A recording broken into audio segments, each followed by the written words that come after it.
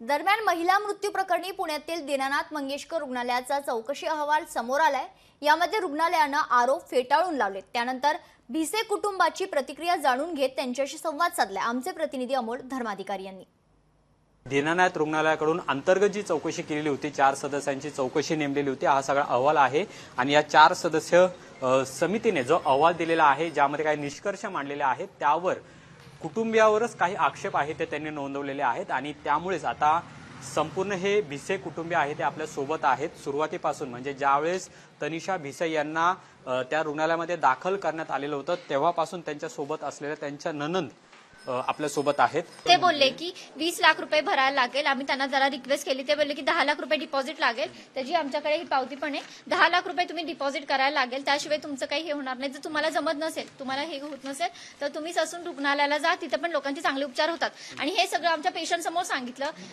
सामान्य माणूस 20 लाख रुपये घेऊन काय हातात घेऊन फिरतो का? किंवा 10 लाख रुपये घेऊन खिशात फिरतो का? नाहीच फिरत ना। आपण सामान्य माणसं आहोत। आमच्याकडे तरी आम्ही एका तासामध्ये 3 लाख रुपये अरेंज केले। 3 लाख रुपयामध्ये ते साधं एक आयव्ही कॅन्युला लावू शकत होते, पेशंटचं पोटातलं दुखणं थांबू शकत होते, ब्लिडिंग थांबू शकत होते। असं त्यांनी काहीच केलं नाही। बरं, तुम्ही म्हणताय सर्जरी होसपर्यंत म्हणजे पेशंटला तुम्ही असंच मरत ठेवताय का? तुम्ही 3 तास थांबताय का? खाली वाट बघायला लावताय का? पण धनंजय झरांचा आणि त्यांचा काही संबंध नाही ना।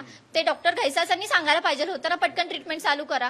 पेशंटला ड्रेस पण घातलेला, सगळ्या गोष्टी केल्या, आणि नंतर तुम्ही तर सगळं सीसीटीव्ही मध्ये दिसेल की स्वतः पेशंटनी ड्रेस काढला आणि त्याच्यानंतर स्वतः येऊन पेशंट व्हीलचेअर वरती बसला। तेव्हा तुम्ही सगळे 3 तास झोपला होतात का या सगळ्यामध्ये? ब्लिडिंग होत होतं नॉर्मली, आणि जे काय आपल्याला त्रास होतो लेबर पेन मध्ये तो होत होता, पोटात दुखणं किंवा काय। पण जेव्हा ह्यांनी सांगितलं की 20 लाख रुपये भरायचे, तर कुठल्याही नॉर्मल लेडीजला असं वाटणारच, बापरे माझा नवरा कसा आणणार एवढे 20 लाख रुपये, लगेच कुठून भरायचे? आणि 10 लाख रुपये ऍडव्हान्स, 10 लाख ही खूप मोठी गोष्ट आहे। म्हणजे आपल्यासारख्या लोकांसाठी लाख हे ऐकणं हे सुद्धा खूप मोठी गोष्ट आहे। आणि त्याच्यामुळे तिचं बीपी हाय झालं आणि त्याच्यामुळे तो त्रास तिला सुरू झाला। नाही तर 3 तास अगदी ब्लिडिंग जे होती ती नॉर्मल लेबर पेन मध्येच होती। आणि तुम्ही आधीचं काढून आहे ना, तुम्ही लोकांची दिशाभूल करताय। आमचं काहीच म्हणणं नाही। आधीच्या कुठल्याच गोष्टींवर आक्षेप नाही, आमचा त्या दिवसापुरता आक्षेप आहे। आणि तुम्हाला एवढं फक्त त्या दिवसाचा आहे की आमचा पेशंट रुग्णालयाने का नाही हाताळला।